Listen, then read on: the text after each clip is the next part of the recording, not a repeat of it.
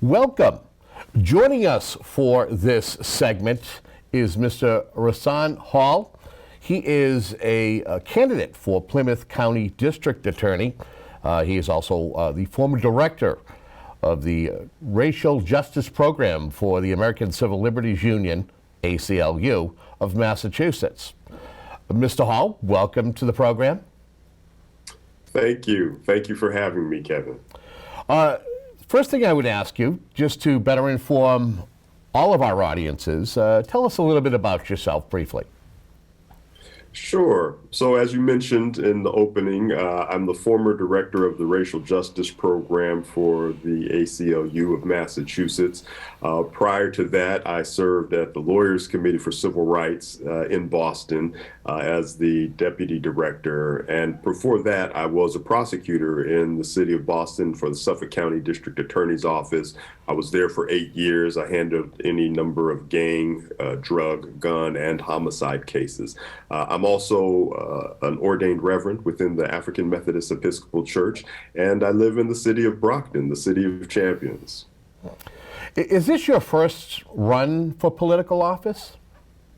It is. I've certainly been involved with politics from the advocacy perspective, but have never been involved as a candidate or worked on a campaign. So I have been learning a lot along the way, and in some respects building the bridge as we cross it, but have been receiving a lot of positive feedback and support as I go forward with this campaign.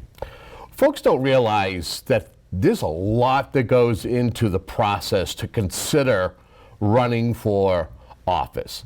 What went into it for you to consider stepping down from your, being the director of the Racial Justice Program for the ACLU to running for Plymouth County District Attorney?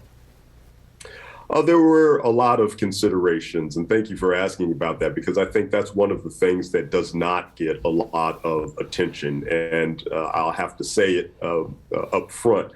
I had to talk with my wife first and make sure that we were on the same page, that her level of comfort for running for this office in particular that deals with public safety was something that she was going to be comfortable with.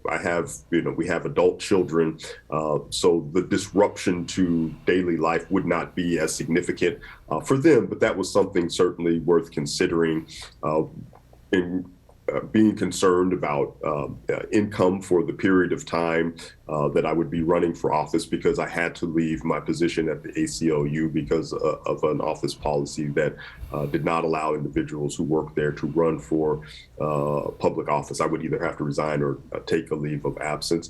And then really considering the breadth and scope of Plymouth County and all of the people that I would have to connect with and touch base with and share my vision for what this office is. So those are a lot of the considerations that went into making the decision to run for Plymouth County District Attorney. How do you feel that your work with the ACLU and your work with Suffolk County as an assistant district attorney has best prepared you to possibly be the next district attorney here in Plymouth County? Well, first of all, my work as an assistant district attorney in Suffolk County gave me the firsthand experience about what it is the DA's office does and how much power and influence they have to impact people's lives. Everything from charging decisions to bail requests to sentencing recommendations, the decisions to appeal certain outcomes of the court, and even influence in front of the legislature. Having worked there for 8 years, I was in contact with both victims and survivors of crime, and so I understood the impact that harm and disruption in communities had on people's lives, but I also work very closely with law enforcement to secure convictions for people who, against people who had caused harm and disrupted the community.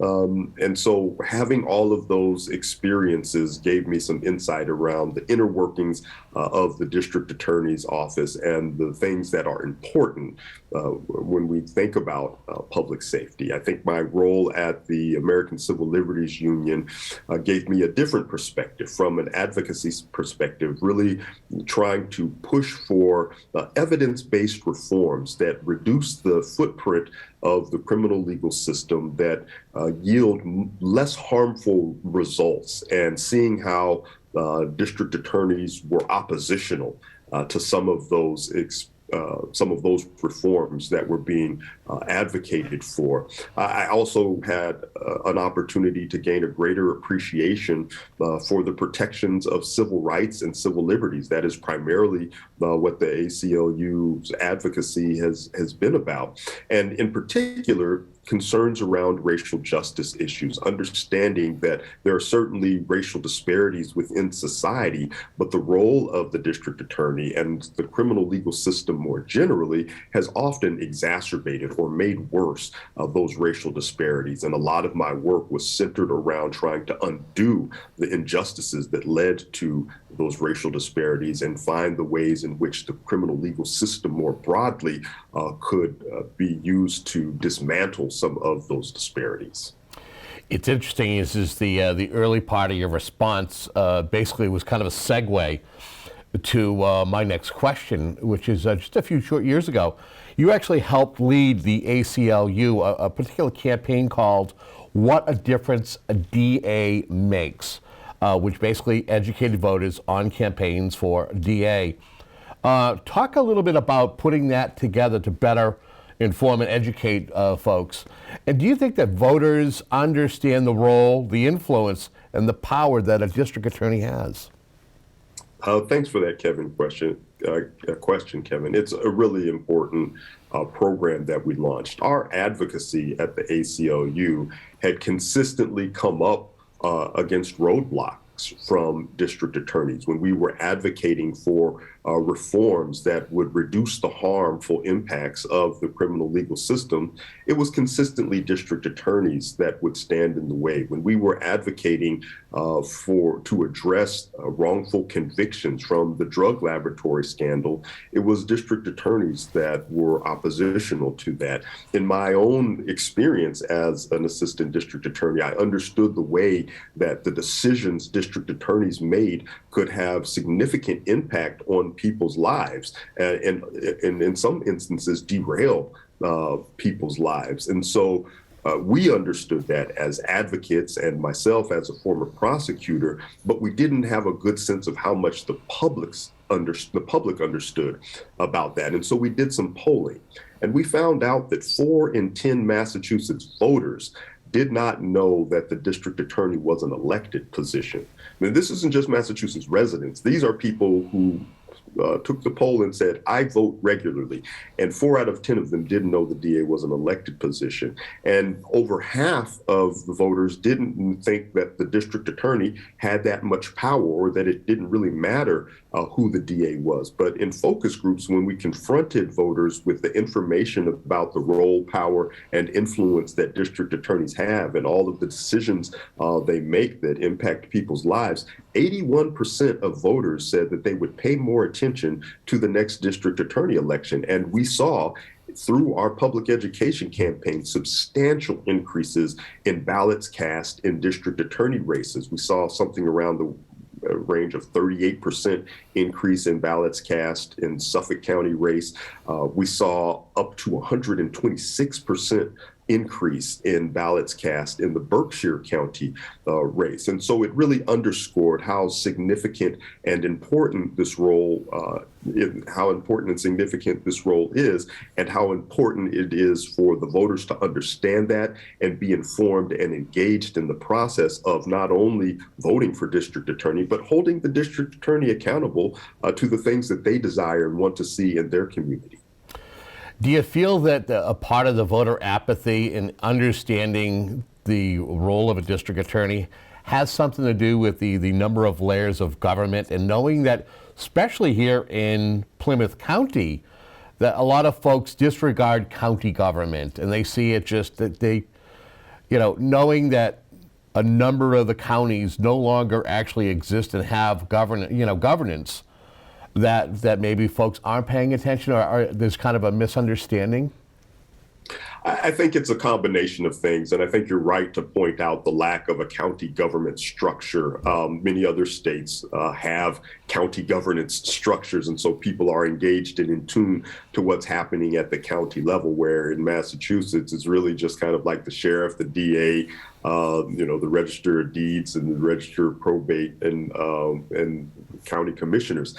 But that doesn't impact people's day-to-day lives. And I think that's another thing that impacts how people understand the role, or whether or not people pay attention, is that unless you've been a victim of a crime or been charged with a crime, or had a family or a family member or loved one who's been a victim or charged with a crime, there's very little interaction with the system that a lot of people have. And so therefore, it's not top of mind.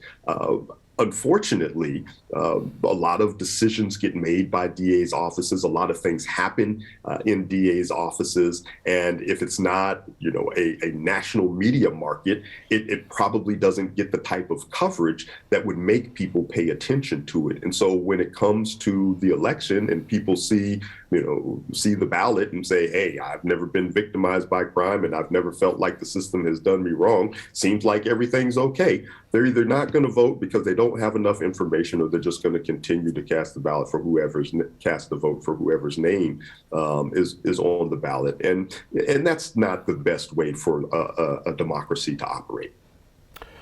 What are you hearing from voters early on, since you have announced that you're a candidate for district attorney? What are voters saying to you? What are their concerns? What do you feel are the real true issues that they're bringing forth?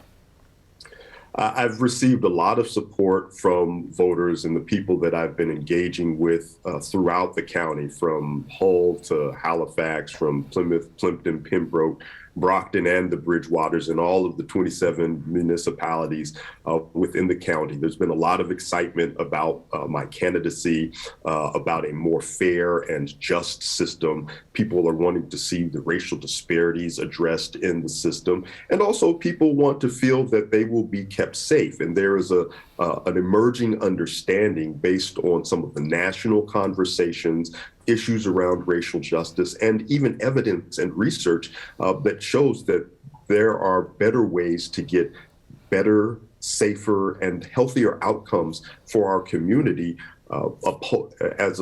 through using harm reduction approaches and moving away from the tough on crime and law and order rhetoric. That's really going to make a difference. And I've received a lot of enthusiasm around the messaging that I'm running to reclaim the spirit of justice and restore a sense of integrity and transparency and professionalism to the district attorney's office. And so those are some of the concerns and response and feedback that I've heard from the residents and voters of Plymouth County. What are your thoughts on the ongoing opioid epidemic crisis? And what would your office continue to do in efforts to educate and help reduce folks who are overdosing and dying?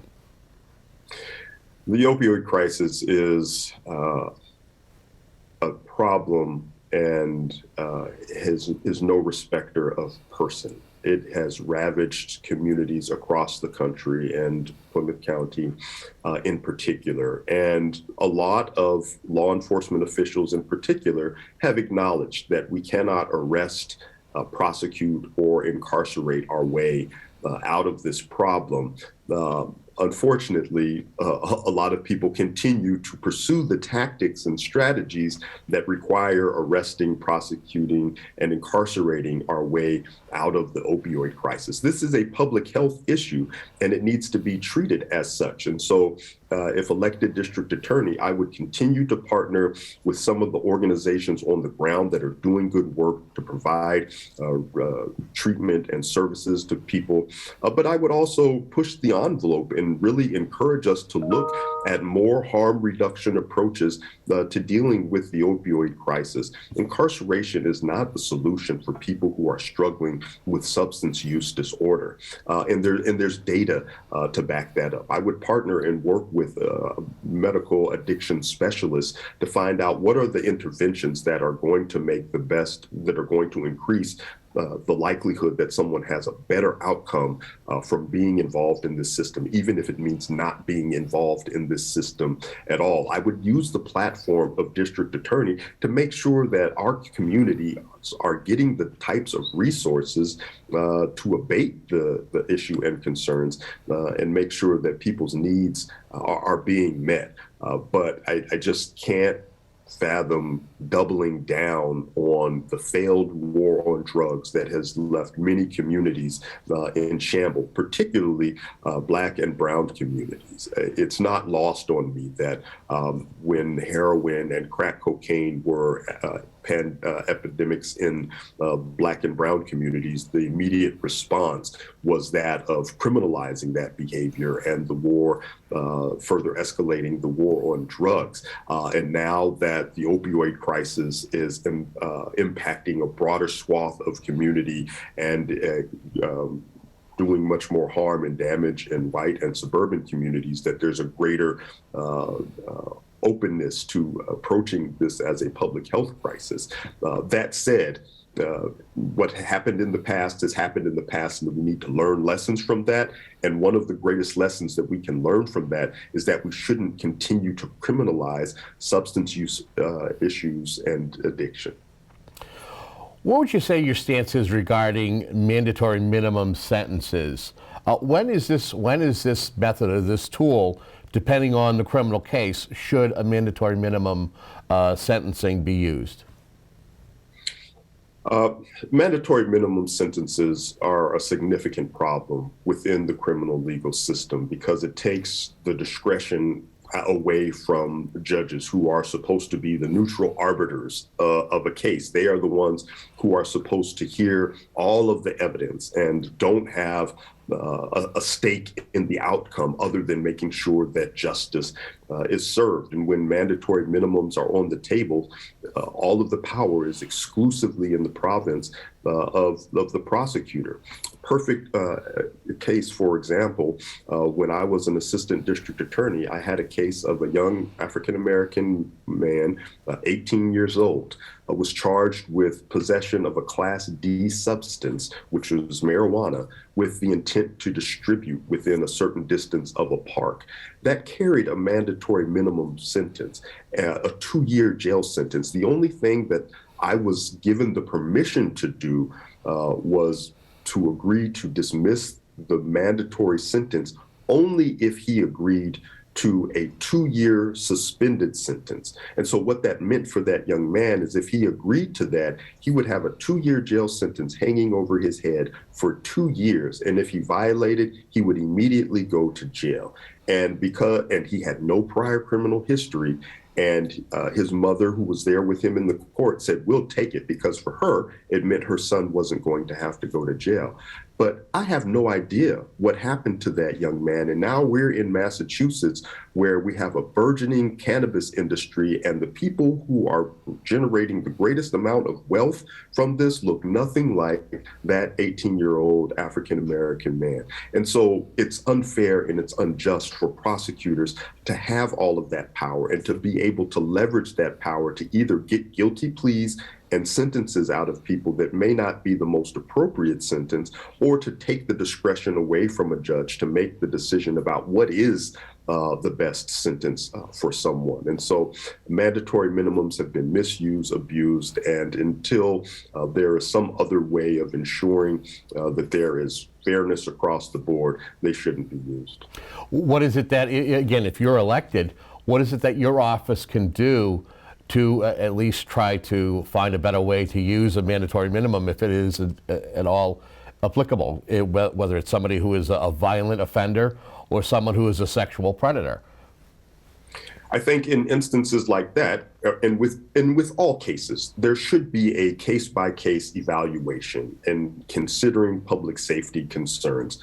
But this one-size-fits-all approach, where every time someone is arguably charged with a mandatory minimum sentence, that minimum mandatory sentence has to be enforced, it is what has led to mass incarceration in our community. The lack of discernment and discretion in many district attorneys' offices have sent people away to prison for exorbitant sentences. The punishment is not in proportion to the harm. Now, when you look at people who have created significant harm in communities and have been involved in extremely violent behavior, I think there is a case for mandatory minimum sentences. But even then, we have to look at what are the outcomes that we get, because with a mandatory minimum sentence, those people are ultimately coming home. And one of the things that a lot of people don't recognize is that mandatory minimum sentences impact a person's ability to get good time. So the motivation to curtail your behavior while you're incarcerated is taken away because there's a mandatory minimum. So there's no way to reduce the sentence. It impacts a person's ability to receive a furlough and come out into community under supervision. And so we really have to be thoughtful about how that blunt tool is used to keep our community safe in a way that doesn't exacerbate the underlying problems that led to either that individual or other people in community creating harm in the first place. If you're just joining us, our guest today is Rahsaan Hall. He is a Democrat for Plymouth County District Attorney, and we're chatting with him about his campaign for office. I know in the past, from some of my research, you praised former Suffolk County District Attorney Rachel Rollins for her decision to not prosecute a series of nonviolent misdemeanors.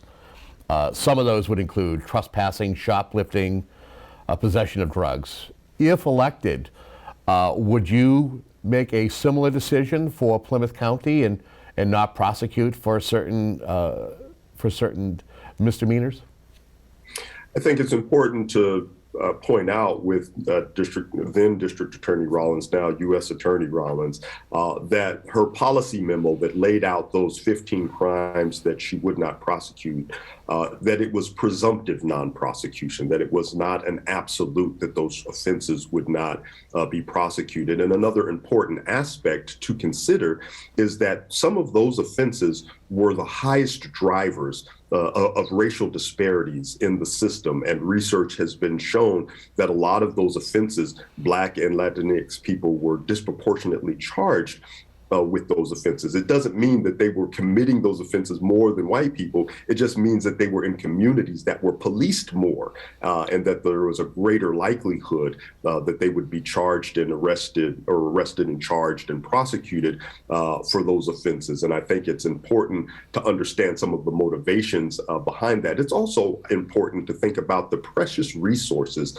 that the taxpayers have given the district attorney's office to address harm and disruption and crime in our communities, and evaluate what makes the most sense for the limited precious resources that our taxpayers have given us, that we spend our time and efforts on. When we think about some of the violent and horrific crimes that happen in community, and then we think about the majority of the cases that come through our district courts, where a lot of those offenses are, there's a disequilibrium in how much resources are spent. And so I certainly look at a list of presumptive non-prosecution offenses that, one, lead to significant racial disparities, and two, clog up the courts with offenses that do not pose an immediate threat of physical harm or impact to public safety. And has this been successful? I mean, while it was initially, it was not a popular opinion, I believe that it has been somewhat successful in Suffolk County, has it not? It actually has. And here's one of the other things, Kevin, and thank you for asking that question, is separate and apart from people's anecdotes, right? And the fear mongering of, the worst case scenario and the slippery slopes. If you don't prosecute shoplifters, then there's going to be a run on small businesses, and no one will ever respect the law because everybody's just going to be shoplifting because they know that they won't be prosecuted. And that's not true. I have more faith in humanity that people are not going to take advantage of situations when they feel like they're not going to be held accountable for it. People have a code and morals and beliefs and principles that prevent them from doing that in the first place. And second, it's important to understand that there was empirical research that backed up that the people who were not charged with these offenses were less likely to come back into court. And so by prosecuting those low-level offenses, it complicated people's lives, and they were more likely to be rearrested. But by diverting them out of the system, either dismissing those cases or offloading them into other programs, people did not reappear or get rearrested. And I think that's an important lesson for us when we think about, again, those precious resources that the taxpayers of the Commonwealth have given us to discern what is the best and highest use of these resources. And I would say that presumptive non-prosecution of these low-level nonviolent offenses is not only makes good sense, but it's backed up by empirical data and research that shows that it makes sense. If elected, what would you feel are some of the top priorities that you would have for the district attorney's office upon taking office? I would prioritize taking a harm reduction approach to issues related to substance use disorder and mental health issues, increasing transparency in the office's policies, practices, and prosecution data. I would minimize the use of the office's precious resources on minor, low-level offenses that clog up the courts and increase the likelihood that people stay entangled in this system. I'd work to reduce racial disparities through data collection, analysis, and reporting. I would develop an integrity bureau that oversees every aspect of prosecution, not just conviction integrity. And I would develop a robust training and management infrastructure that ensures that the office is operating with the highest levels of professionalism and integrity. I think that is what justice demands, and I think that's what the residents of Plymouth County deserve. Anything that I haven't asked you during our conversation here, but that you'd like to take a moment to at least touch upon? I think it's important for your listeners to understand that justice, because I have often spoken about the criminal legal system as opposed to the criminal justice system. And when you look at the significant racial disparities and the number of wrongful convictions and the disparities in unsolved violent crimes, it's hard to call it a system of justice, but it is certainly a system of laws. And it is important for people to understand that justice is not defined by archaic notions of being tough on crime or promoting the idea that law enforcement officials exclusively through their aggressive and inflexible tactics keep us safe. Justice is ensuring people's underlying needs are met so that they don't come in contact with the system, and that their involvement with the system produces less harmful, if not better, outcome for communities. The residents of Plymouth County deserve a district attorney's office that operates with the highest levels of accountability and integrity, and one that will treat victims and survivors of crime with dignity and respect, and carry out the duties of the office with transparency, reduce those disparities in the criminal legal systems, and engage our communities. And that's what I pledge to do if elected as the next Plymouth County District Attorney. And so I hope your listeners are encouraged to support my candidacy. To find out more information, they can go to my website, hall4da.com. That's Hall, the number 4, DA. .com. I'll be having also a launch event, a virtual launch event next Wednesday, the 16th at 6:30 p.m. We'll make sure that there's more information on our social media that people can log on and register for that. Well, we thank you very much for joining us and sharing details about your campaign, and hopefully we'll have more conversations down the road somewhere. Thank you so much, Devin. I appreciate you. Take care. And we want to thank you very much for tuning in. Until our next conversation, have a great day.